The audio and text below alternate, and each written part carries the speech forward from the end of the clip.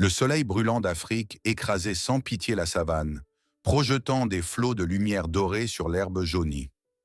L'air humide frémissait au-dessus du sol, comme si la savane elle-même respirait. Au loin, une illusion d'optique dansait à l'horizon, et les silhouettes des éléphants en marche semblaient voir des fantômes. Protégé par ces puissants animaux, un petit éléphanteau trottinait au milieu du troupeau. Il venait tout juste d'apprendre à se tenir debout avec assurance et explorait maintenant, curieux, le monde qui l'entourait. Les éléphants avançaient lentement sur leur route familière, allant d'un point d'eau à l'autre. Ils restaient vigilants, attentifs au moindre bruit et sensibles aux plus fines vibrations du sol. La matriarche, une vieille éléphante expérimentée aux défenses imposantes, guidait le groupe avec un sens profond des responsabilités. La mère de l'éléphanteau, une femelle encore jeune mais adulte, marchait tendrement à ses côtés, le frôlant parfois doucement de sa trompe. Mais dans le cœur du petit, la curiosité dominait tout le reste. Tandis que les adultes s'affairaient à déterrer de savoureuses racines, le jeune aperçut un papillon coloré voltant parmi les herbes. Il ne put résister et se lança à sa poursuite. D'abord, il ne s'éloigna que légèrement, mais bientôt, emporté par son élan, il s'éloigna de plus en plus du troupeau. Il ne ressentait aucune peur. Tout était si excitant, le gazouillis des oiseaux, le crissement des criquets, le vol désordonné des moineaux en nuée. Il agitait la trompe dans l'herbe, arrachait des feuilles, les projetait en l'air, battait des oreilles, effrayait des insectes et jubilait, comme seul un enfant peut le faire, inconscient du danger. Mais entre-temps, le troupeau devenait nerveux. La mère leva la tête, balaya l'horizon du regard et poussa un appel sonore. Pas de réponse. Elle appela de nouveau, plus fort, plus pressant. Les autres éléphants se mirent en alerte. La matriarche s'avança, oreilles plaquées, trompe tendue, aspirant l'air pour en capter les messages. Une onde d'inquiétude envahit l'atmosphère. Pendant ce temps, le petit avait pénétré un secteur inconnu de la savane. L'herbe y poussait plus haut, les ombres s'épaississaient. Les sons autour de lui s'étaient éteints.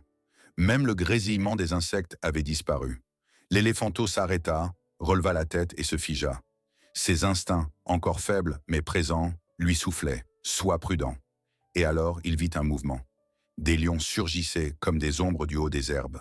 Lents, élégants, assurés. Une meute entière, 8 adultes se mouvant à l'unisson, comme un seul être. Leurs yeux brillaient, on y lisait l'attente d'une proie facile. L'éléphanteau resta figé.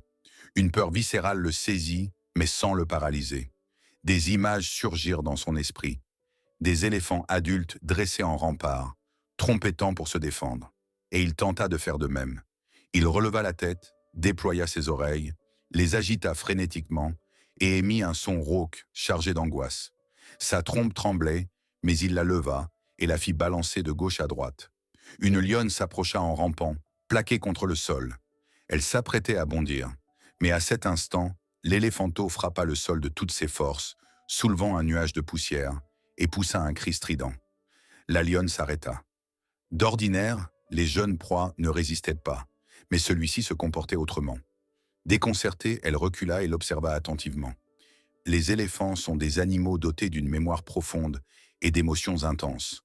À cet instant, le petit sentit la force de ses ancêtres couler dans ses veines. Il se souvint de sa mère, repoussant un chacal un jour. Et juste à ce moment, un cri perça l'air, l'appel de sa mère, porté par le vent. Un appel qui abolissait toute distance. L'éléphanteau l'entendit et une lueur d'espoir s'alluma dans son regard. Ses jambes tremblaient, mais il resta immobile. À l'horizon apparut la silhouette de sa mère, galopant à toute vitesse à travers la savane. Le sol vibrait sous ses pas, et derrière elle avançait prudemment, mais résolument, le reste du troupeau. La matriarche avait pris la tête, les yeux vifs, l'allure déterminée. Un puissant barrissement déchira le silence, un signal de volonté inflexible. Le chapitre s'achève sur un moment de tension extrême. Les prédateurs se sont réorganisés, leurs yeux fixés sur la jeune proie vulnérable. Mais ils hésitent, la terre tremble, l'air vibre. Quelque chose d'immense, de puissant approche. Le destin de l'éléphanteau est en suspens. La tension était palpable. Les lions grognaient doucement, leur regard allait de l'éléphanteau aux ombres grandissantes du troupeau qui approchait. L'air semblait vibrer, de chaleur, de poussière, d'attente. Et puis ils arrivèrent, comme une vague de force et d'unité, le troupeau d'éléphants. Des nuages de poussière s'élevèrent, alors que les corps massifs se mettaient en mouvement. La matriarche ouvrait la marche, ses puissantes défenses brillant sous le soleil. Elle fixait les lions d'un regard imperturbable, ses oreilles grandes ouvertes, la trompe légèrement levée, un signe d'avertissement. À sa droite et à sa gauche, les autres éléphants s'alignaient, formant un demi-cercle protecteur autour du petit. Les lions reculèrent, lentement, chacun de leurs muscles prêt à bondir. Mais ils n'attaquèrent pas. Leur tête était basse, leur queue frémissait nerveusement. Le danger était réel, mais ils savaient qu'une attaque frontale contre un groupe uni serait suicidaire. La lionne dominante émit un grognement court et grave, un ordre de repli. L'un après l'autre, les prédateurs disparurent dans les hautes herbes, sans quitter des yeux l'éléphanteau. Ce dernier restait encore blotti contre les pattes de sa mère, tremblant. Mais lorsqu'il vit le cercle protecteur que formait le troupeau autour de lui, il se redressa lentement. Il leva les yeux vers la matriarche qui effleura brièvement son dos de la trompe. Un geste de réconfort et de force. Sa mère le poussa doucement du bout du front, l'invitant à avancer. Ensemble, ils quittèrent cet endroit dangereux, entourés de tous les leurs. Une fois la menace immédiate éloignée, la matriarche s'arrêta un instant. Elle lança un barrissement profond et apaisé, un signal de calme. Peu à peu, le troupeau se détendit. Certains recommencèrent à explorer les environs avec leurs trompes. Le danger était passé, mais l'expérience avait marqué chacun d'eux. Le vétérinaire, encore posté à la lisière de la Seine, observait le spectacle avec un respect profond. Il était l'un des rangers les plus expérimentés du parc national, avait assisté à de nombreuses scènes similaires, mais chacune le touchait toujours autant. Il saisit sa radio, transmit un court message, puis retourna à son 4x4. Il savait qu'il reviendrait dans les jours suivants pour s'assurer que la blessure de l'éléphanteau ne s'infectait pas. Il avait senti un lien avec cette petite créature si courageuse. Mais il n'était pas seul. D'autres véhicules s'étaient approchés entre-temps. Touristes, gardiens du parc, documentaristes. Un silence profond et empreint de respect régnait. Personne ne parlait fort. Personne n'osait s'approcher des éléphants.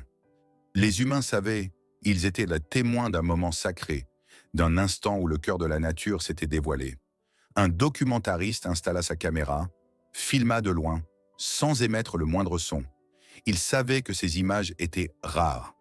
Elles montraient non seulement la puissance de la nature, mais aussi sa douceur, son organisation, sa solidarité indéfectible. Il ne s'agissait pas simplement d'un sauvetage, c'était un rituel, une expression de lien profond. Ces images feraient le tour du monde. Elles montreraient ce que signifiait réellement la communauté au-delà des espèces. Tandis que le soleil poursuivait lentement sa course et que les ombres s'allongeaient, le troupeau se retira. L'éléphanteau blessé boitait légèrement, mais son pas était assuré. Il avait survécu, non par hasard, mais grâce à la communauté, au courage et à l'instinct de cohésion propre à son espèce. Son regard s'était fait plus clair, plus grave. Il avait compris ce que signifiait appartenir à une famille. Ainsi, le troupeau quitta ce coin de savane. Les empreintes de leurs puissantes pattes restèrent dans la poussière, témoignage silencieux d'une histoire gravée à jamais, dans la terre, dans le cœur des témoins, et dans la mémoire du petit éléphant qui, ce jour-là, avait grandi. Ce n'était pas un jour ordinaire. C'était le jour où la vie et la mort s'étaient effleurées, où la force s'était révélée discrète mais puissante, et où une petite créature avait appris qu'elle ne serait jamais seule. La journée touchait à sa fin, et une douce lumière rougeoyante descendait sur la savane. Les bruits du jour s'apaisaient, les ombres s'allongeaient. Le troupeau avançait lentement vers un point d'eau isolé, l'un de ces lieux familiers qu'il visitait régulièrement au fil de ses migrations. L'éléphanteau marchait tout contre sa mère, ses gestes encore un peu hésitants, mais son regard vif et curieux. Le chemin était paisible. Quelques jeunes éléphants jouaient à la lisière du groupe, soulevaient la poussière en la lançant dans les airs et barrissaient avec insouciance. Les adultes, eux, restèrent vigilants, conscients que surmonter un danger ne signifiait pas être à l'abri de tous les autres. Pourtant, un soulagement discret flottait dans l'air. Même les oiseaux perchés dans les arbres au-dessus chantaient dans un rythme lent et crépusculaire. La matriarche guidait le groupe avec assurance. Elle connaissait chaque arbre, chaque élévation, chaque cours d'eau dissimulé. Lorsqu'ils atteignirent la petite dépression où l'eau stagnait, tous les éléphants s'arrêtèrent d'un seul mouvement. Ils inspectèrent les environs avec leurs trompes, leurs oreilles, leurs yeux. Puis, un à un, ils s'approchèrent de la berge et commencèrent à boire. Certains éclaboussèrent joyeusement, d'autres restèrent paisiblement immobiles au bord du bassin. L'éléphanteau leva d'abord les yeux vers sa mère. Lorsqu'elle acquiesça d'un signe de tête, il avança et plongea prudemment sa trompe dans l'eau. Un filet discret, une gorgée mesurée, puis il releva la tête, satisfait. Ce n'était plus le même petit qu'au matin. Quelque chose en lui avait mûri. Il n'avait pas seulement survécu, il avait vécu. Et cela l'avait transformé.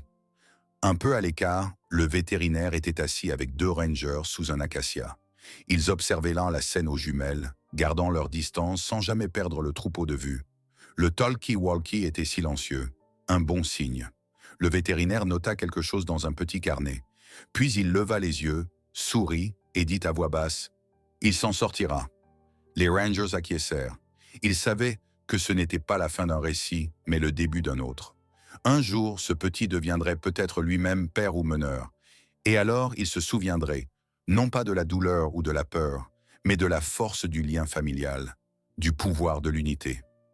Le ciel prenait maintenant une teinte violette, et les premières étoiles scintillaient au-dessus de la savane. Les animaux se retiraient peu à peu, cherchant des lieux pour la nuit. Le troupeau se resserra, les petits au centre, les adultes en périphérie. Un rempart vivant contre l'obscurité. Quelques éléphants montaient en la garde, leurs silhouettes sombres découpées sur les derniers reflets du jour. L'éléphanteau, épuisé mais apaisé, se coucha contre sa mère. Elle posa sa trompe sur son dos, et une respiration profonde fit lentement monter et descendre leur corps à l'unisson. La nuit s'installait, apportant avec elle une autre forme de silence. Non pas celui de la menace, mais celui de la protection. Une couverture de calme sur la nature sauvage. Au loin, on entendit le hurlement d'un chacal.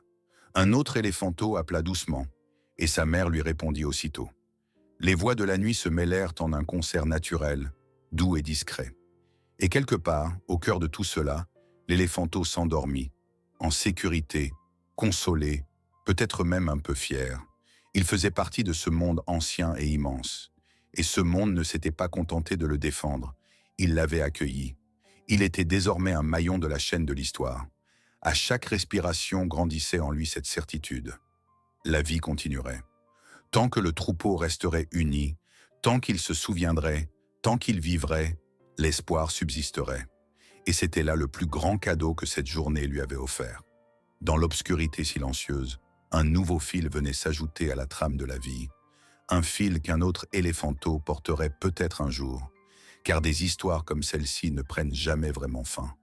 Elles se transmettent, de cœur en cœur, de pas en pas, à travers le temps de la savane. Et alors que la nuit s'épaississait et que le vent caressait doucement l'herbe sèche, un léger écho de cette histoire demeura, comme un murmure entre les arbres.